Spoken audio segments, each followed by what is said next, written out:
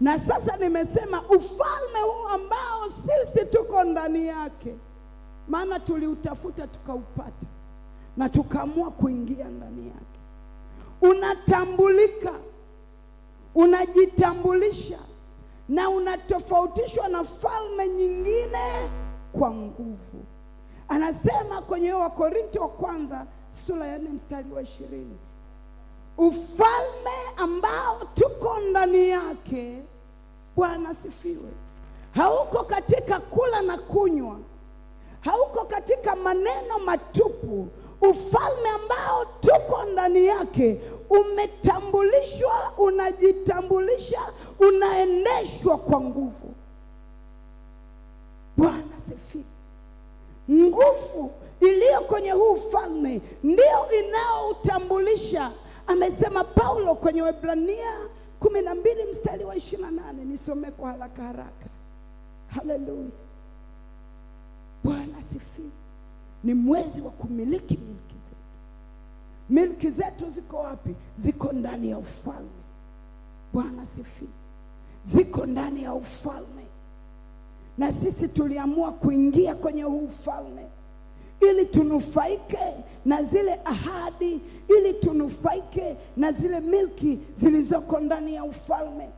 Lakini ufalme huu unatambulika, miongoni mwa sifa zinazoutambulisha ufalme wa Mungu ambao sisi tuko ndani yake, haleluya, ni kwamba ufalme huu uko kwenye nguvu na sio kwenye maneno matupu. Waebrania 12 mstari wa 28 anasema ufalme huu, ufalme wa Mungu hauko kwenye maneno, hauko kwenye bla bla, hauko kwenye siasa. Bwana sifiwe. Unatambulika kwa nguvu, ulijengwa kwa nguvu, ulisimamishwa kwa nguvu, unaendeshwa kwa nguvu. Waebrania 12 mstari wa 28.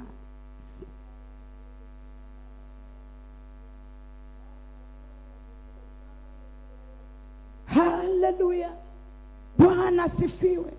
Tumepokea ufalme unaojitambulisha kwa nguvu zake. Anasema kwa kuwa hatukupokea ufalme goigoi. Bwana sifiwe. Tulipokea ufalme usioweza kutetemeshwa. Kwa nini hauwezi kutetemeshwa? Kwa ile nguvu inayotenda kazi kwenye huu ufalme. Huu ndio ufalme tulioupokea. Haleluya. Ufalme usioweza kutetemeshwa, ufalme unaotambulika kwa nguvu inayotenda kazi kwenye huu ufalme. Leo hii nini kinatofautisha taifa la Marekani na mataifa mengine? Ni nguvu. Bwana sifiwe. Ni nguvu. Hali kadhalika ufalme ambao tumeingia ndani yake unatambulishwa na nguvu itendayo kazi kwenye huu ufalme. Anasema tumepokea ufalme ambao hauko katika maneno, hauko katika siasa, hauko katika bla bla. Ni ufalme unaojitambulisha na kujitofautisha kwa ile nguvu itendayo kazi ndani yake. Ni ufalme unaojitambulisha kwa ile nguvu ambayo inadhihirika ndani yake. Ni ufalme unaoongozwa kwa nguvu, unatenda kazi kwa nguvu na kusababisha matokeo yenye nguvu. Shangilie Bwana kwa makofi. Bwana Yesu asifiwe. Haleluya. Ikiwa ufalme ambao tuko ndani yake unajitambulisha na unatenda kazi kwa nguvu, ndiposa ikaja pointi. Yesu anawaambia wanafunzi wake, hamuwezi kupokea huu ufalme, hamuwezi kutenda kwenye huu ufalme msipopokea nguvu.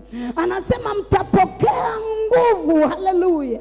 Ili kuweza kupokea ufalme wa Mungu na kuzipokea milki, haleluya, sifa za huu ufalme unaongozwa kwa nguvu. Yesu akawaambia wanafunzi wake, Bwana asifiwe, hamtaweza kupokea milki zenu kwa jinsi mlivyo. hamtaweza kunishuhudia kwa jinsi mlivyo. Hamtaweza kunidhihirisha kwa jinsi mlivyo. Hamtaweza kunitumikia kwa jinsi mlivyo. Hamtapokea biashara zenu kwa jinsi mlivyo. Anasema until mmepokea nguvu, kwa sababu huu ufalme unatambulika kwa nguvu. Haleluya. Na ndipo sasa Bwana akatupea neno kwenye hiyo Mathayo. Haleluya. Huu ufalme umebeba mafanikio yako. Huu ufalme umebeba biashara yako. Huu ufalme umebeba ndoa yako.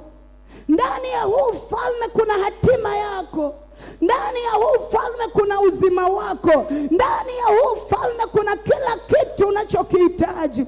Lakini sifa ya huu ufalme, unaendeshwa kwa nguvu. Na ndipo sana sema ni mpaka wale wenye nguvu ndio wanaoweza kuupokea. Ni mpaka wale wenye nguvu ndio wanaweza kupokea urithi wao. Ni mpaka watiwe nguvu wataweza kupokea huduma zao. Mpaka wale wenye nguvu. Ni ufalme unaotenda kazi kwa nguvu.